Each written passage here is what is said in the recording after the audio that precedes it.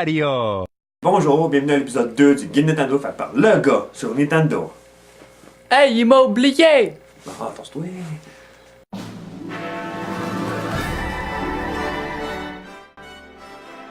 Après les jeux de Beijing et Vancouver, Londres arrive à grands pas. Mario Sonic a été développé par Sega et a été publié en 2012. Mario et Sonic aux Jeux Olympiques nous emportent dans un univers de compétition où vous devez gagner le plus de médailles d'or.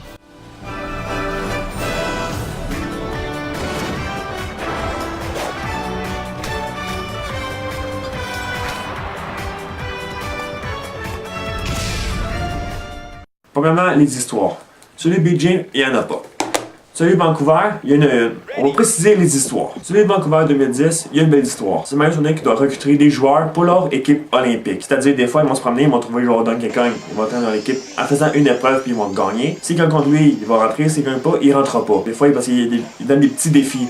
Puis là, à la fin, il faut que tu battes Bowser et Dr. Eggman qui ont pris le contrôle pour annuler les Olympiques. Pour l'autre de Meadow, c'est semblable. Dr. Eggman et Bowser qui prennent le contrôle de la ville de Londres pour empêcher les Jeux Olympiques. Dr. Eggman, lui, c'est un méchant maniaque qui fait plusieurs machines. Donc, il a créé une machine qui fait du brouillard partout dans la ville. Lui, Bowser, c'est le roi des Koopas. Donc, il dit à ses Koopas et à ses complices d'empêcher Mario et Sonic de prendre le contrôle des machines. Maintenant, les points forts et les points faibles de chaque jeu. Pour les sons de Beijing, les points forts, c'est qu'ils sont bons jeux. Les graphiques sont plus ou moins bons, mais pour cette époque-là, ils étaient bons. Les mini-jeux sont bons. Ils montrent bien les épreuves olympiques qu'on a aux Olympiques d'été. Malheureusement, c'est que pour les mini-jeux, c'est toujours du stylet qu'il y a. Faut toujours que tu glisses le stylet sur le DS. Et les sons sont pas très bons.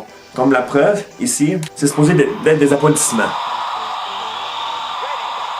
C'est loin d'en mettre des applaudissements pour moi. La seule fois qu'ils sont bons, c'est les voix des personnages quand ils parlent et la voix de l'annonceur. Maintenant, Vancouver 2010. Il y a plus de points forts. Les jeux sont meilleurs, les graphiques sont meilleurs aussi, les sons sont meilleurs. La seule affaire qui est vraiment plate, je trouve, c'est que les mini-jeux sont aussi trop centrés sur le stylet qui bouge. Qu'est-ce qui est amélioré, c'est que des fois, tu as le bouton et le stylet en même temps. Maintenant, Londres 2012. Ce jeu-là est vraiment bon. Ce qui me déçoit, c'est que l'annoncage est en anglais. Écoutez. Ça, c'est décevant, contrairement à l'autre version de Vancouver, que l'annonceur parle en français. Je trouve que Nintendo aurait faire mieux pour ça. Ce jeu-là, pour moi, a beaucoup de points forts, à part le fait que l'annonceur parle en anglais. Le jeu affiche chaque difficulté du mini-jeu. Comme par exemple, un jeu facile, juste une étoile. Ah, difficulté 1 va être facile.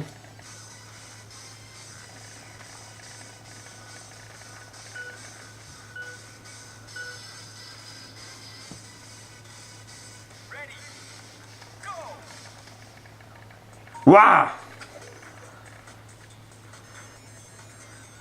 Ah, c'est non mais de la merde! Ça, c'est difficulté 1. C'est supposé être facile. En tout cas, on va faire un autre. Un jeu difficile à juste 3 étoiles. Difficulté 3 va être dur, on va faire ça pareil.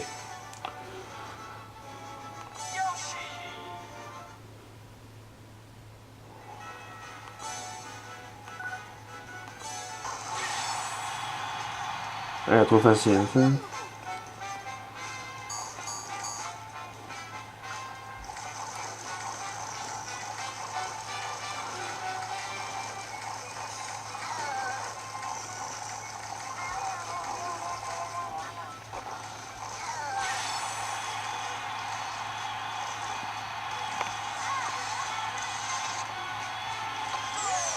C'est non mais facile, ça.